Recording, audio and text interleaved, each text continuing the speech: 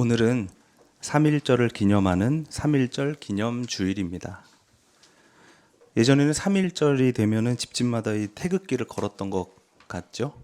요즘은 좀 뜸한 것 같습니다.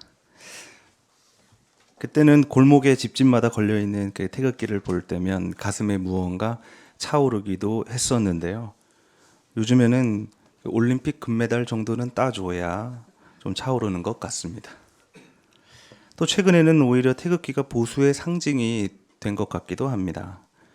몇 년 전부터 또 국가주의, 민족주의, 자유주의, 그리고 미국주의를 표방하는 극우 단체들이 태극기 집회를 만들고 열심히 한 결과입니다. 참 안타깝다고 생각합니다. 생각해보면 태극기는 언제나 우리 곁에 있었습니다. 초등학교 교실마다 걸려 있었고, 또 매일 조회 때 우리 어린이들은 그 군인처럼 도열해서 국기에 대한 경례를 했습니다. 기억나시나요? 네. 나는 자랑스러운 태극기 앞에 조국과 민족의 무궁한 영광을 위하여 몸과 마음을 바쳐 충성을 다할 것을 굳게 다짐합니다. 어렸을 때는 아무 생각 없이 외우곤 했었는데 군대에 가서 자세히 들어보니까 깜짝 놀랐습니다. 내가 그 어린 나이에 국가를 위해 몸과 마음을 바칠 약속을 했었다니 깜짝 놀랐습니다. 저는 사실 그럴 마음이 없었거든요. 이 몸과 마음을 바쳐라는 문구는 전체주의를 연상시킨다는 뜻에서 이유에서 2007년 다행히 삭제됐다고 합니다. 또 1968년에는 민족의 영광이 아니라 또 조국의 통일과 번영을 위하여 맹세했습니다. 아무튼 우리는 매일 아침 태극기를 바라보면서 국가와 이 민족의 번영을 위해서 맹세하고 꿈꿨습니다. 오늘 하나님께서는 아브라함에게 엄청난 약속을 주셨습니다. 아브라함아, 너는 흠없이 완전하여라. 그러면 내가 너와 언약을 세우고 약속한다. 내가 너를 크게 번성하게 하겠다. 여러 민족과 여러 왕들이 너에게서 나올 것이다. 또 너는 여러 민족의 조상이 될 것이다. 이 언약은 나와 너 사이에 맺는 것일 뿐 아니라 너의 뒤에 오는 모든 자손과도 세우는 영원한 언약이 될 것이다. 이 엄청난 언약과 함께 아브라함의 이름은 모든 민족의 아버지란 뜻에서 아브라함으로 바뀌게 됩니다. 이스라엘 사람들이 이 말씀을 읽으면 얼마나 자랑스러울까요? 이 아브라함, 우리 조상 아브라함의 자손들이 하나님께서 우리 민족에게 이 번영에 대한 영원한 언약을 주셨다니, 이 약속은 이스라엘 민족의 정체성을 세우기에 충분했습니다. 그런데 문제가 하나 있습니다. 하나님은 아브라함에게 완전하라고 하셨거든요. 이스라엘은 이 언약을 이루기 위해서 완전해지려고 노력합니다. 특히 율법을 완전히 다 지키는데 몰두합니다. 법을 다 지키는 일, 이게 말처럼 쉬운 일이 아닙니다. 저도 솔직히 고백하자면 저는 무단횡단을 한 적도 있거든요. 법을 다 지키는 게 쉽지가 않습니다. 가난한 사람들, 안식일에 일하지 않으면 며칠을 굶어야 했던 사람들, 멀리 살아서 매번 예루살렘에 갈 수 없었던 이방인들은 율법을 다 지키는 것이 아예 불가능했습니다. 하나님의 언약을 지킬 수 있었던 그 넉넉한 사람들에게만 향해 있었던 걸까요? 바울은 아브라함과 그 자손에게 주신 하나님의 약속은 율법이 아니라 믿음의 의로 말미암은 것이라고 주장합니다. 바울이 오늘 이렇게 말합니다. 율법에 의지하는 사람들이 상속자가 된다면 믿음은 무의미한 것이 되고 약속은 헛된 것이 됩니다. 그러므로 약속은 율법에 근거한 것이 아니라 믿음에 근거한 것입니다. 하나님께서는 이 약속을 율법으로 사는 사람들만이 아니라 아브라함이 지닌 그 믿음으로 사는 사람들에게도 보장하시려는 것입니다. 그러므로 아브라함은 우리 모두의 조상입니다. 물론 바울도 유대인이었습니다. 그런데 바울은 선조 아브라함이 율법의 조상, 이스라엘 혈육의 조상이 아니라 믿음의 조상이라는 사실을 깨닫게 된 것입니다. 그래서 하나님의 언약은 유대 사람이든 그리스 사람이든 아시아 사람이든 율법을 지키는 사람들이 아니라 그 믿음 안에 있는 사람들, 그 믿음 안에서 사는 사람들에게 주어졌다는 것입니다. 이방인의 사도 바울은 이방인들에게 유대인처럼 되라고 복음을 전하지 않았습니다. 그가 전한 복음은 누구든지 그리스도 안에서 믿음을 갖고 그 언약을 통해 하나님 나라의 상속자가 되라는 것이었습니다. 이제 믿는 사람들은 그가 누구든 간에 하나님의 언약 안에 속하게 되었습니다. 이스라엘 사람들뿐만 아니라 지금 여기 계신 우리 새민족도 믿음의 조상 아브라함의 후손이 되는 것입니다. 그러면 이제 우리도 번영할 수 있겠죠? 할렐루야. 네. 번영에 대한 언약은 참으로 해방적인 언약이면서 동시에 달콤한 탐욕입니다. 예수를 믿으면 번영할 수 있다는 이 복음 때문에 부와 권력을 얻으려고 교회에 다니는 사람들이 많았거든요. 번성하고 영화롭게 된다는 이 번영은 무엇일까요? 국가와 민족의 번영은 무엇일까요? 인구가 많아지는 걸까요? 군사력이 강해지는 걸까요? 국가 재산이나 국민 소득이 높아지는 것일까요? 땅이 넓어지는 걸까요? 식량이 줄지 않는 걸까요? 죽지 않고 삶을 유지하는 걸까요? 우리가 어렸을 때부터 매일 아침 운동장에서 충성을 맹세했던 그 국가와 민족의 번영은 도대체 무엇입니까? 생각해보면 번영을 누린 민족은 별로 없었습니다. 번영을 누렸다고 할지라도 그 기간은 매우 짧았습니다. 영원할 것 같았던 이집트, 페르시아, 그리스, 로마 다 무너졌잖아요. 남은 건 피라미드나 콜로세움 같은 유적지, 그리고 탐욕과 폭력이 결국 멸망으로 이끈다는 교훈뿐입니다. 한때 온 대륙을 점령했던 유럽도 아프리카와 아메리카의 온갖 보물들을 다 훔쳐왔지만 그 강도질로도 영원한 제국이 될 수는 없었습니다. 지금의 미국과 러시아, 중국도 마찬가지입니다.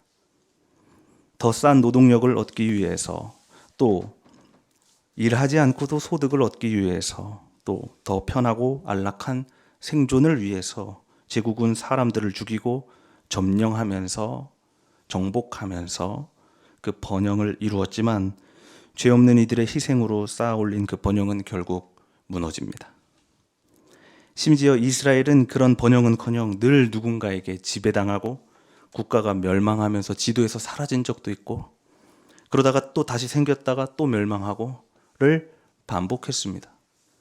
하나님께서 약속하신 번영은 이런 번영은 아니었던 것 같습니다. 오늘 복음서에서 예수께서는 우리 한번 잘 살아보자는 번영을 얘기하기는커녕 내가 반드시 많은 고난을 받고 배척을 받아 죽임을 당하게 될 것이고 사흘 후에 다시 살아날 거라고 말씀하셨습니다. 제자들 앞에서 처음으로 예수의 청사진이 공개되었습니다. 화가 난 베드로가 예수의 멱살을 바싹 잡아당기고 말합니다. 당신 하나 보고 여기까지 왔는데 죽어버린다고? 그게 당신의 잘난 그 하나님 나라 건설을 위한 계획이야? 제자들은 어쩌면 작은 번영을 꿈꾸며 예수를 따랐는지도 모릅니다. 로마에게 세금을 내지 않게 되는 나라, 조금 더 욕심내면 여의도의 높은 자리 하나쯤은 얻을 수도 있었겠죠. 그런 욕심은 차치하더라도 십자가에서 처참하게 죽임을 당하고 싶지는 않았을 겁니다. 그런데 십자가를 향한 예수의 계획에는 협상이나 작은 출구조차 보이지가 않습니다. 죽는 게 계획이라니. 베드로는 분노를 이기지 못하고 스승에게 항의를 했던 것입니다. 예수도 강수를 둡니다. 사탄아, 내 뒤로 물러가라. 너는 하나님의 일을 생각하지 않고 사람의 일만 생각하는구나. 베드로를 꾸짖은 예수는 제자들에게 말씀하셨습니다. 나를 따라오려고 하는 사람은 자기 십자가를 지고 나를 따라오너라. 누구든지 제 목숨을 구하고자 하는 사람은 잃을 것이요 나와 복음을 위하여 목숨을 잃는 사람은 구할 것이다. 필사직생, 필생직사. 죽고자 하면 살 것이고 살고자 하면 죽을 것이다. 이순신 장군도 인용했던 그 오자병법에 나오는 말입니다. 우리 주님께서도 오자병법을 읽으셨나 봅니다. 그러나 이 예수의 이 말씀은 전쟁터에서 위기를 기회로 바꾸려는 장수의 마음가짐 같은 것은 아니었을 겁니다. 예수는 실제로 이순신 장군처럼 전투에서 승리하지 못하고 힘없이 끌려가는 희생양처럼 십자가에서 죽어버렸으니까요. 그러나 그것이 예수의 끝은 아니었습니다. 베드로는 예수의 말씀 가운데에서 그 죽겠다는 그 말씀 한마디에 너무 충격을 받아서 뒤의 말은 듣지 못했던 것 같습니다. 죽음 다음에 뭐가 있죠? 사흘 뒤에 부활할 거라는 말씀이 있었잖아요. 예수는 왜 죽음으로 걸어가셨습니까? 율법을 어겨가면서까지 가난한 이들을 해방하신 예수는 누가 봐도 죽을 운명이었습니다. 그를 죽이려는 대제사장과 율법학자들의 계획은 이 일에 조금만 관심을 가져도 다 알 수 있었습니다.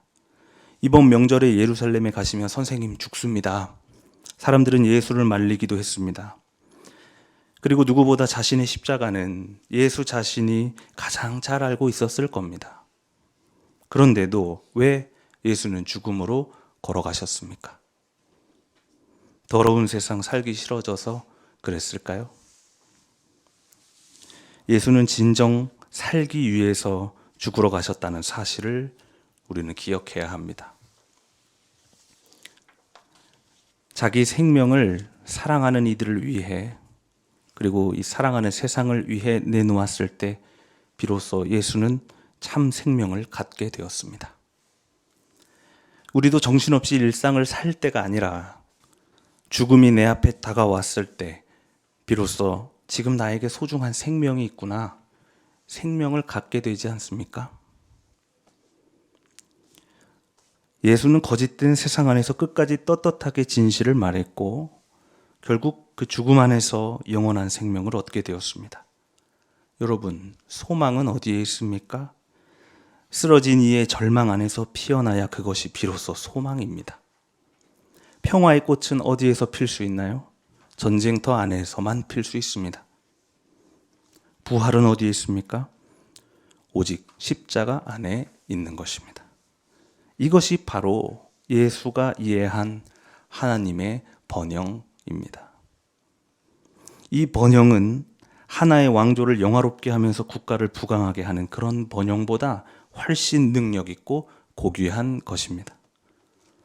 아무리 거대한 만리장성을 쌓은 제국이라 할지라도 그 제국은 한없이 유한하지만 예수께서 보여주신 이 번영은 영원하고 완전합니다. 하나님께서는 우리에게 흠없이 완전하라고 하셨습니다.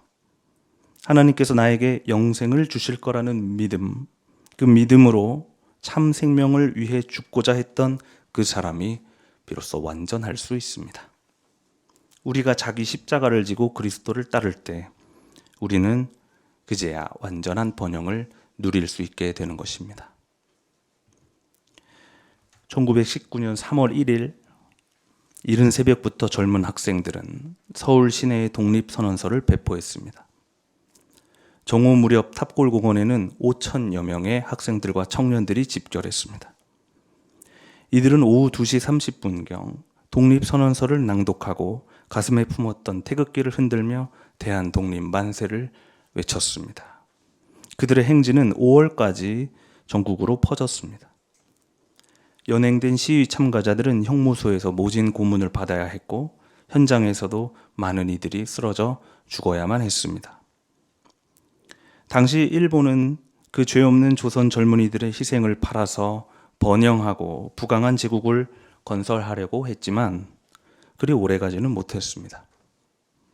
그러나 청년들이 그 죽음 앞에서도 대한독립 만세를 외치며 행진했을 때 그들은 비로소 영원한 번영을 얻게 되고 누리게 된 것입니다.